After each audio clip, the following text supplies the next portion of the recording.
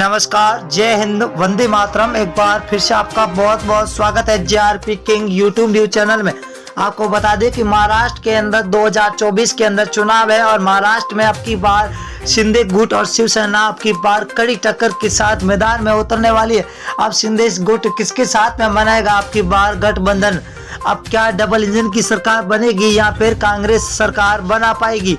अब 2024 के अंदर चुनाव है महाराष्ट्र के अंदर विधानसभा के। इससे पहले आपको बता दें कि 288 सीटों का सबसे बड़ा मास सर्वे जारी हो चुका कि अब की बार महाराष्ट्र में कौन मार रहा है बाजी और किसकी बनती हुई नजर आ रही है सरकार।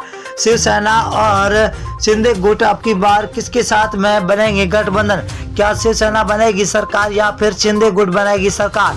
अब ये सबसे बड़ा रुझान निकल के आ चुका है। सबसे बड़ा सर्वे 288 सीटों का ओपनिंग पोल जारी हो चुका है। फलोदी सट्टा बाजार सी वोटर टीम नाउन और फलोदी सट्टा बाजार ने आज ही सर्वे जारी किया है।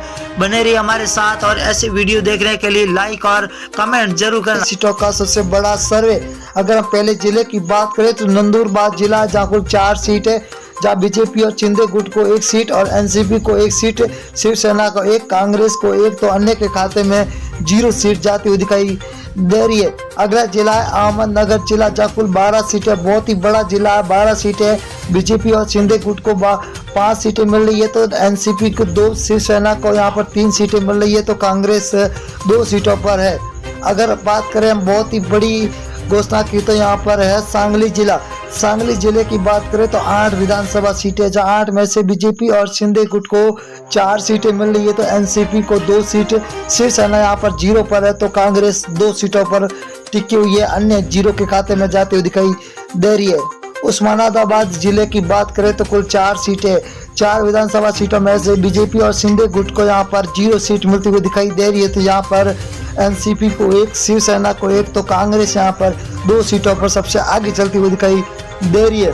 अगर हम नागपुर जिले की बात करें तो कुल 12 सीटें हैं, 12 सीटों में से बीजेपी और शिंदे गुट को 5 सीटें मिलती हुई दिखाई दे रही है तो एनसीपी को 3 सीट और शिवसेना को 2, कांग्रेस को यहाँ पर 2 सीटें मिले। यहाँ पर बीजेपी और शिंदे गुट को सबसे ज्यादा सीटें मिलती हुई दिखाई दे रही है।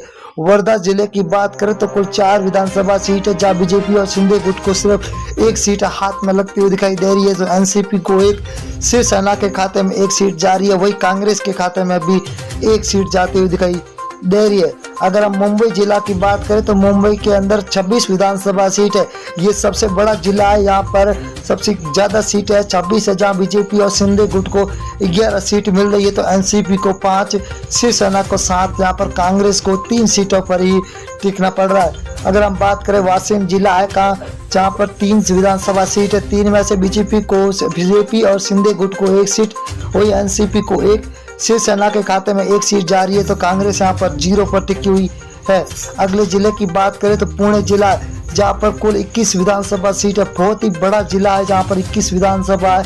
बीजेपी और शिंदे गुट को 9 सीट मिल रही है तो एनसीपी को 5, शिवसेना को 4, तो कांग्रेस यहाँ पर 3 सीटों पर टिकी हुई है, अन्य के खाते में 0 सीट मिलती हुई दिखाई दे रही है। सिंधुदुर्ग जिला है, जहाँ पर कुल 3 विधानसभा सीट है, 3 में से बीजेपी को और शिंदे गुट को 1 सीट मिल रही है, वही एनसीपी के खाते में 1, तो शिवसेना के खाते में 1 सीट जा रही है, वही कांग्रेस को 0 सीट पे यहाँ पर टिकना ही पड़ रहा है। अगली बात करें हम अकोला जिला है, अकोला के अंदर कुल 5 विधानसभा सीट है, 5 में से बीजेपी और शिंदे गुट को 2 सीट मिल रही है तो एनसीपी को 1, वही शिवसेना के खाते में 1 जा रही है तो कांग्रेस यहाँ पर 1 सीट पर टिकी हुई है तो अन्य के खाते में 0 सीट जाती हुई दिखाई दे रही है।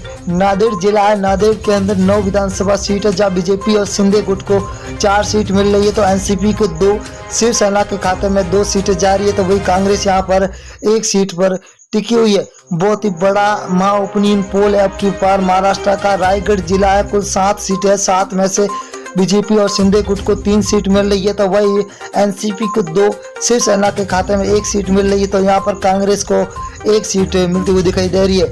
यहाँ पर अब की बार महाराष्ट्र के अंदर बीजेपी और शिंदे गुट का महागठबंधन है और यहाँ पर नासिक जिला है, जहाँ पर 15 सीट है, बीजेपी और शिंदे गुट को 5 सीट, एनसीपी को 5 तो शिवसेना को 3, कांग्रेस के खाते में 2 सीटें जाती हुई दिखाई दे रही है।